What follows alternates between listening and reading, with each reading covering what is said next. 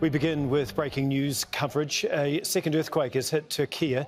Initial reports say it was a magnitude 7.6 earthquake centred in the southern city of Kahramanmaras. That's after an earlier quake killed more than 1,000 people across Turkiye and Syria. While the shallow magnitude 7.8 shake was centred in Pazarcık, that's in southeastern Turkiye. The tremor hit just after 4 in the morning, local time.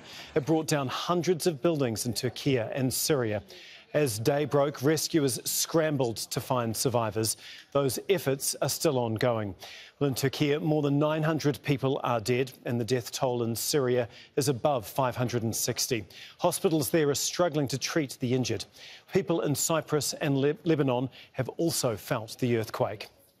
Well, we have reporters in Istanbul and Beirut. We'll be speaking to them in just a few moments. But first, this report from Mohammed Val. The aftermath of one of the most powerful earthquakes to strike Turkey in years. Rescue workers digging through piles of debris in search of survivors. Scenes of destruction spread across at least 10 cities in southeastern Anatolia. Thousands of homes have been leveled. The death toll keeps rising. And harsh winter weather is making rescue efforts more difficult. This is the S4 level disaster announced by the AFAD, Turkish Disaster Authority. It means it's international disaster, international level disaster. Ankara is calling for international help. Rescue operations have already started, and we are in contact with every concerned party in this regard. We have also received information of so many countries that are ready to help. We have requested medical supplies and medical equipment. Neighboring Syria has also been hit hard. The regions of Aleppo, Hama and Latakia among the worst affected. Civilian buildings have completely been destroyed due to an earthquake that hit the northwest of Syria around 4:30 in the morning. The situation is dire and catastrophic. Tens of buildings have fallen in the city of Salkin.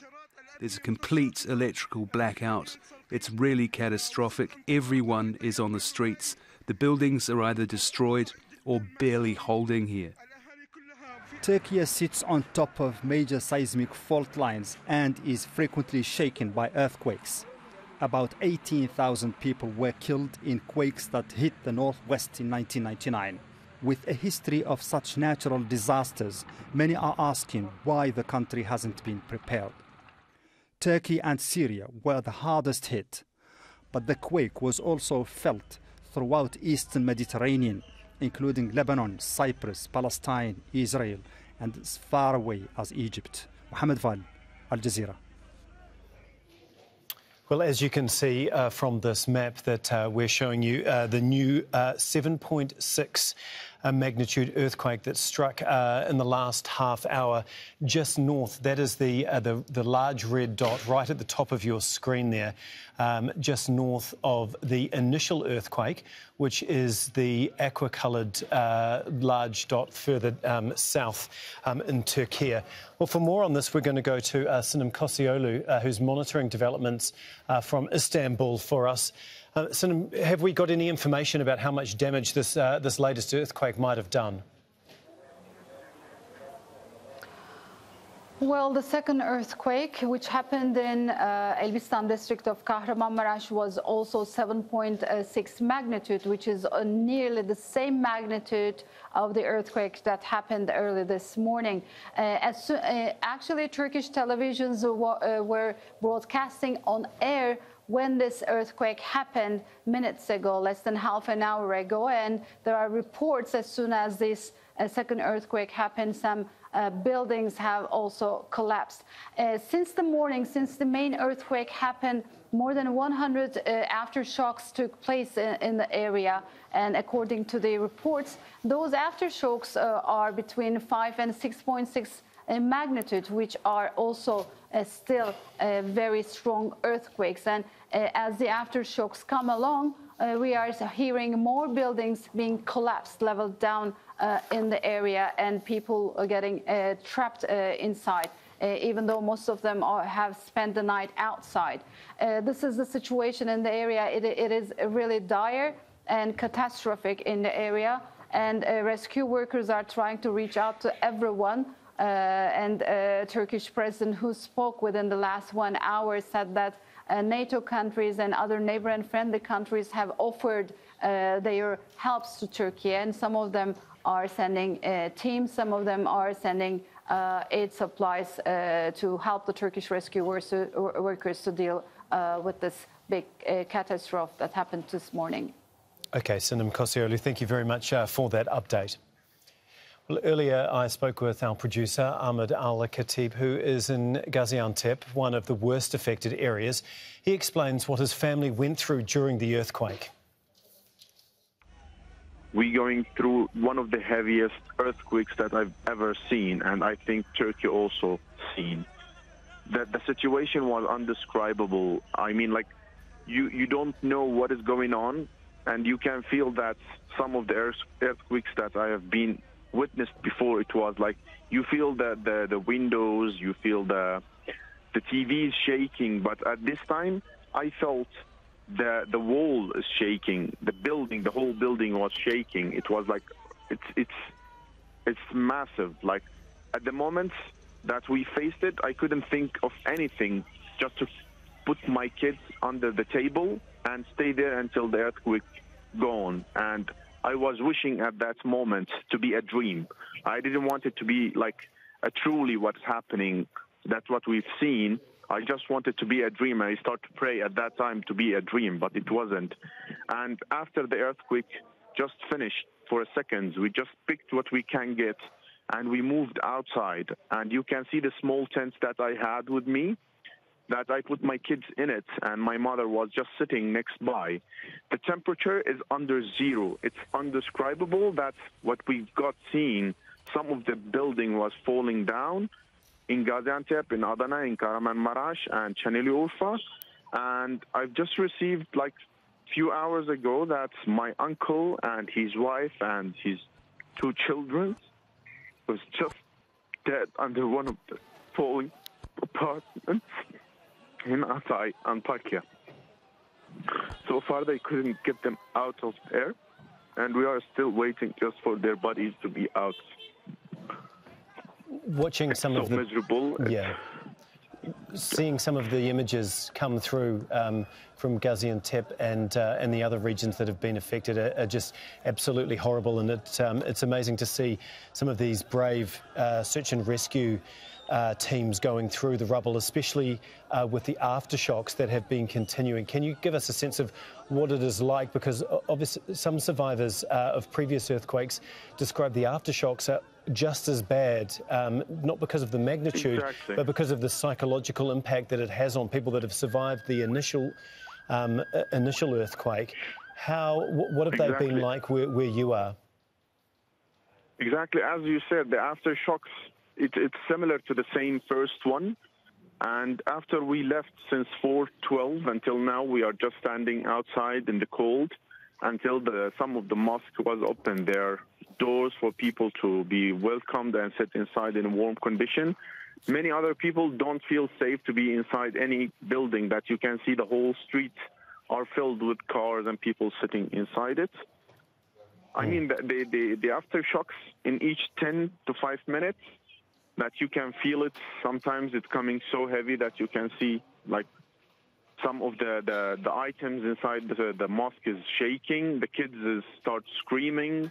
Even the big and elderly people start screaming. Like, it's indescribable. Like, I cannot tell you that, and I can't film even. They don't allow anyone to film because of this horrible situation. The Turkish president has addressed the nation. He assured the population that the government is doing all that it can to provide help. The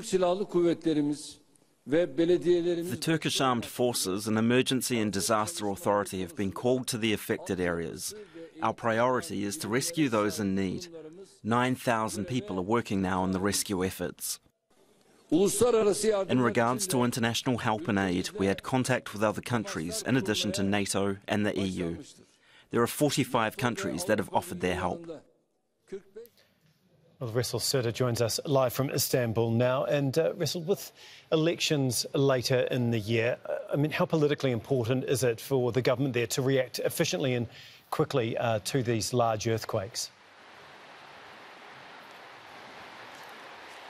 Well, just in less than 3 months, the government is going to have or face the election, and it's very much critical for the Turkish government now. So, and while going to the elections, the country is witnessing the second largest earthquake of the last 100 years. So the largest one happened in 1939 in the province of Erzincan, and the one that happened today is the second largest of the last century. So it is quite critical. President Erdogan is going to face one of the most difficult elections throughout his political career, and the polls shows that it is 50-50. So, on the other hand, the economy is definitely not doing well.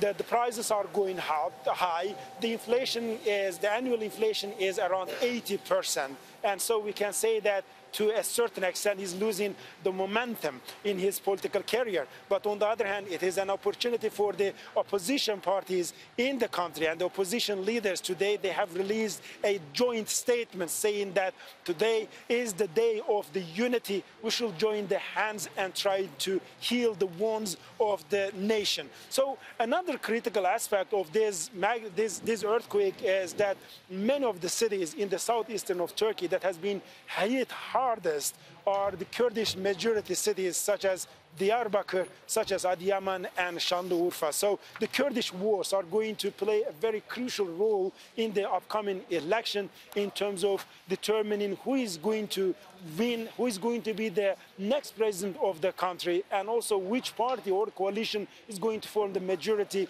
in the parliament. So we can say that it is this earthquake, this very large earthquake, is coming in a very delicate time, both for the government and for the opposition, but above all, particularly for the people. Now we are not talking about tens or hundreds, we are talking about thousands of the lost lives and thousands of injured, and also thousands of the buildings collapsed. And it is not that only the magnitude is quite big, but also regarding the area, the geography that it covers, it is beyond the imagination. 10 cities, and many of these cities are the major cities. The city of Adana has more than 2 million people. Urfa, Gaziantep, these cities have more than 2 million population.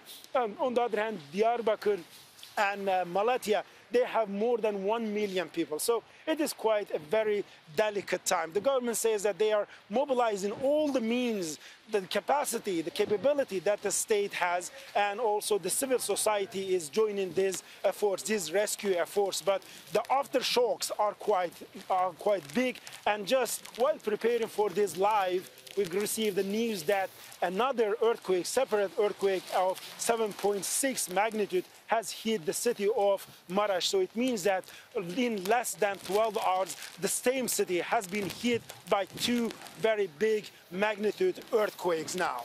OK, thank you so much. That is Resul Serdar for us, live from Istanbul. Well, the White House has reacted to the earthquake. National Security Advisor Jake Sullivan says the US is profoundly concerned, adding Washington stands ready to provide assistance. He said that President Biden has directed US aid and other federal government partners to assess response options to help those affected. And the US will continue to monitor the situation in coordination with the government of Turkiye. Well, the EU is also sending rescue teams. European Commission President Ursula von der Leyen says the bloc's members stand in full solidarity with the people of Turkiye and Syria and will continue helping any way they can. Well, let's speak to Zeina Khodr now. She joins us from Beirut. And we've just heard that the death toll in Syria is now at least 371 people. I mean, the aid from the EU and the US can't get to Syria fast enough, which has been just as badly affected by this earthquake as Turkey, if not more so. Yes, Syria has been hit hard by this earthquake. The human toll, the death toll now in the hundreds, but many, many families remain missing, trapped underneath the rubble. It's not clear if they are alive or not. There are appeals for emergency aid, international assistance. There are appeals for machinery because, especially in the opposition-controlled north, there are no state structures. In fact, it's civil defense volunteers who, some of them, are using their bare hands to dig through the rubble, them along with civilians. And it's not just that. In the opposition-controlled north, there's a lack of hospitals. There's a lack of healthcare facilities because during the course of the war, more than 10 years, artillery bombardment, airstrikes by the Syrian government destroyed or damaged many health facilities. So they're appealing for doctors, for medicine, for machinery, for food. This is an area, witnessing a humanitarian crisis. The majority of the people are poor. Millions of them are displaced. So already there was an emergency situation on the ground. And it's not just that. You have the cold, a severe winter storm that is hitting the region as a whole, snow, rain. So people are working under very difficult circumstances to save whoever they can save. But that death toll continues to rise with calls for international assistance growing louder. OK, Zeina Khodr, thank you so much from Beirut.